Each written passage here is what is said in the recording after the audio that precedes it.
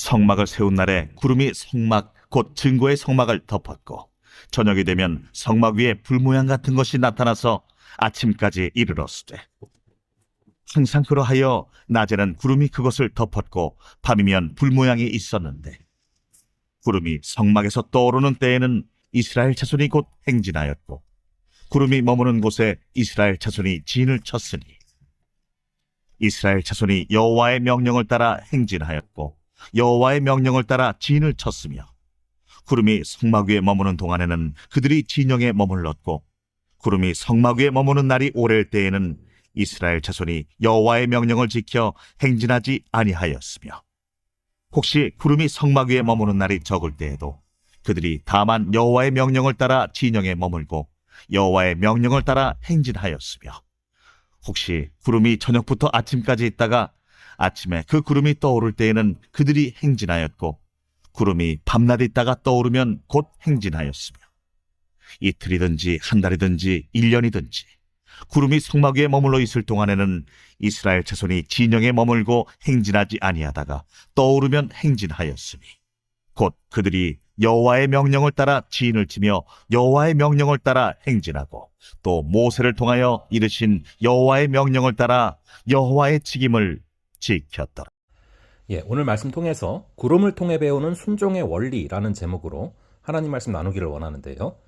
훈련소에 가면은 가장 먼저 배우는 제식 훈련은 지휘관의 명령에 복종하는 법을 익히는 과정입니다. 이것이 군인의 기본 덕목인 충성을 몸에 배게 하는 훈련이기 때문에 가장 먼저 배우는 훈련인데요.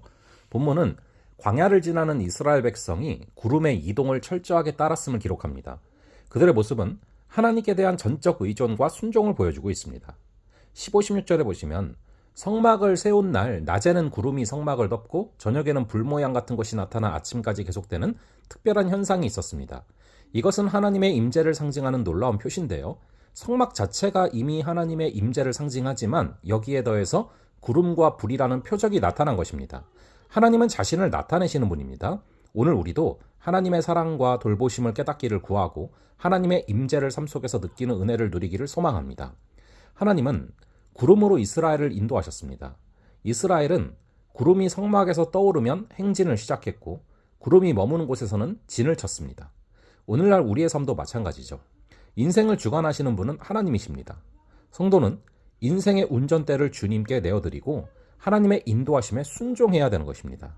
하나님이 삶으로 주도를 하실 때, 또 하나님께서 삶을 주도해 주실 때 우리는 진정한 평안과 안식을 경험할 수 있는 것입니다.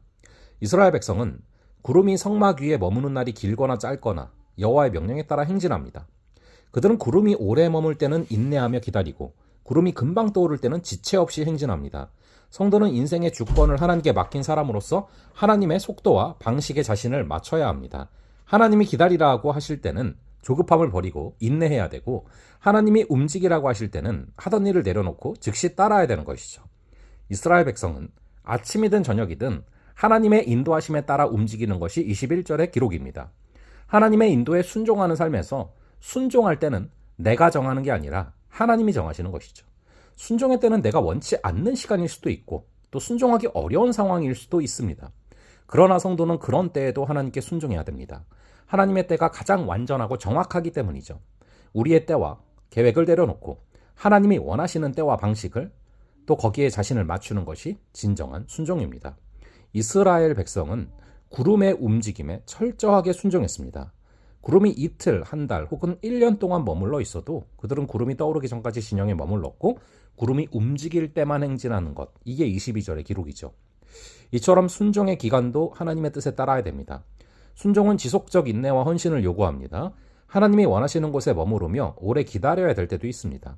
순종이 쉽지 않고 지루하게 느껴질지라도 하나님의 계획에 자신을 온전히 맡기고 그분의 때를 신뢰할 수 있기를 바랍니다. 이스라엘 백성은 하나님의 이끄심에 순종했습니다. 광야의 여정 속에서 하나님의 백성으로서 갖춰야 될 순종을 훈련했습니다.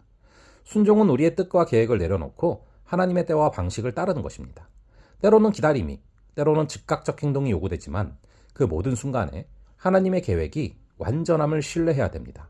하나님께 삶을 온전히 맡기며 날마다 순종의 길을 걸어가는 귀한 성도 여러분들 되시기를 간절히 바랍니다. 잠시 기도하겠습니다.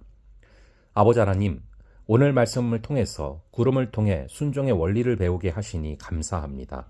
아버지 하나님, 구름처럼 임재하시는 하나님의 임재가 있게 하여 주시고 우리의 삶을 주도하시는 그 주도하심에 따르는 것이 진정한 평안과 안식을 경험하는 길임을 잊지 말게 하여 주시옵소서. 하나님의 속도와 방식에 나를 맞추는 그런 귀한 하루가 될 줄로 믿사오며 이 모든 말씀을 주 예수 그리스도의 이름으로 기도합니다. 아멘. 그럼 또 다음번에 뵙도록 하겠습니다.